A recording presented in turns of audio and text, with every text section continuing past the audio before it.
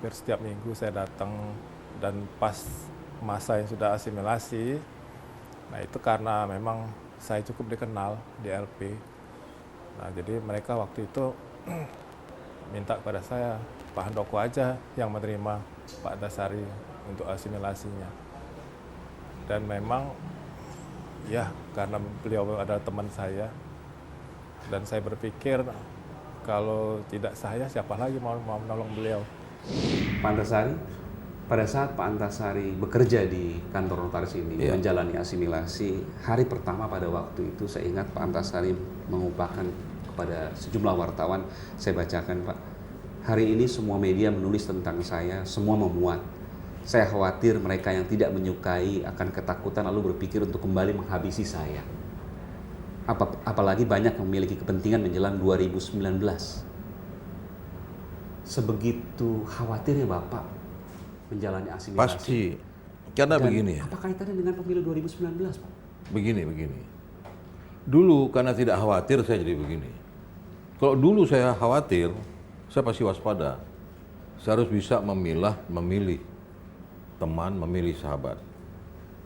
Mana emas, mana perak, mana besi. Kalau dulu emas semua saya anggap. Semua orang baik. Semua orang baik. Ya beginilah akibatnya. Saya pun tidur nggak tidur gitu loh. Di dalam itu tidur nggak tidur. Tidur nggak tidur? Maksudnya gimana Pak? Iya katanya tidur, tapi pikiran saya ada di rumah. Bagaimana anak saya, bagaimana Setiap cucu malam saya. Bapak berpikir itu? Ya pada waktu anak saya belum nikah ya.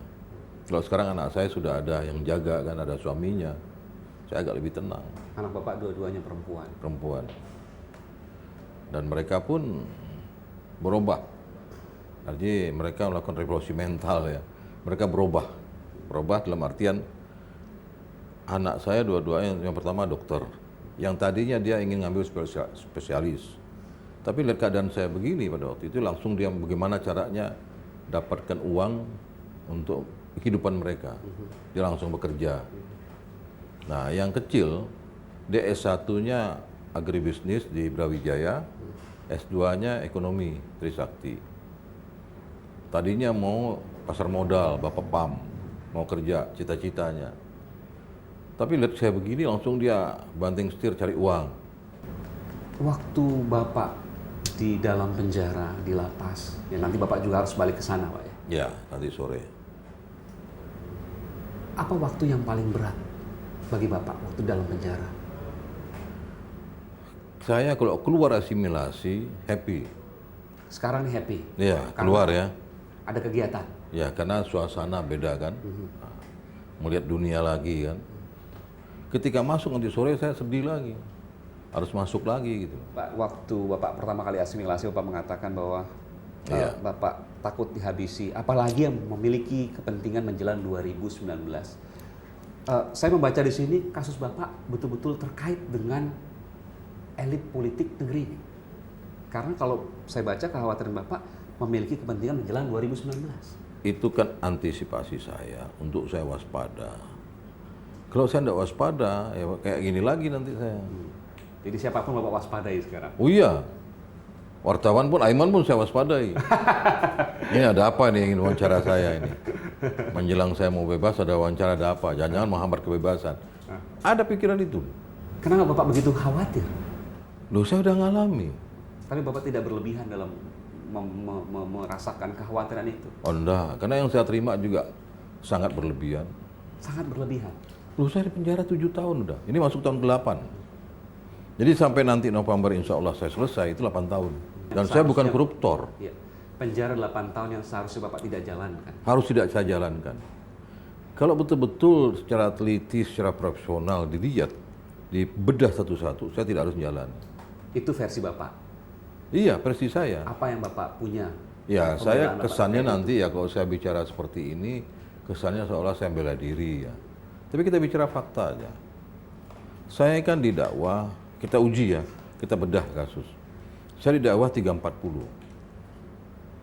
Nah, pasal 340 itu dalam asas hukum, dia masuk delik material. Itu, syadi bibab. Kita lihat nggak, siapa yang mati? Oh, Spolan, ya, si A. Di mana dia mati? Oh, di Modern Land katanya ya. Nah, bila mana dia mati? 14 Maret. Bagaimana dia mati? Di sini pertanyaan. Bagaimana dia mati? Medis yang menentukan. Bahwa hasil visum et repertum mengatakan matinya korban ini akibat ada 2 proyektil yang berdiameter 9 mili di otaknya. Itu dia mati ya.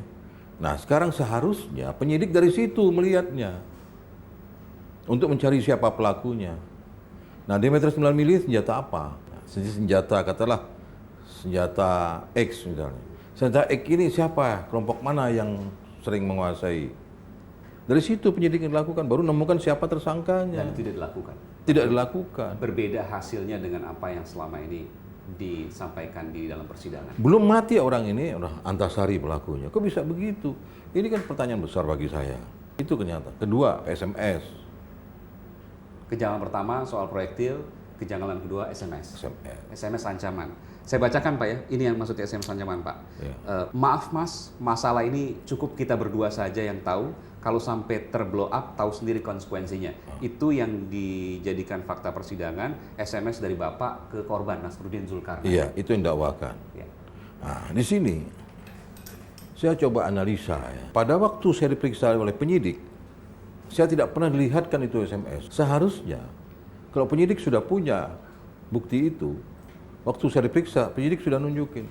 Saya perlihatkan kepada saudara tersangka, HP-nya korban nomor sekian, ada SMS begini. Coba tersangka terangkan apa maksudnya. Kan mestinya begitu. Sehingga kalau saya merasa tidak membuat SMS itu, saya minta, saksi meringankan diperiksa. Saya akan datangkan ahli kan. Kalau ahli mengatakan, tidak ada SMS ini, bodong. Berarti perkara saya kan bubar mestinya, ya kan? Nah ini nggak didiamin.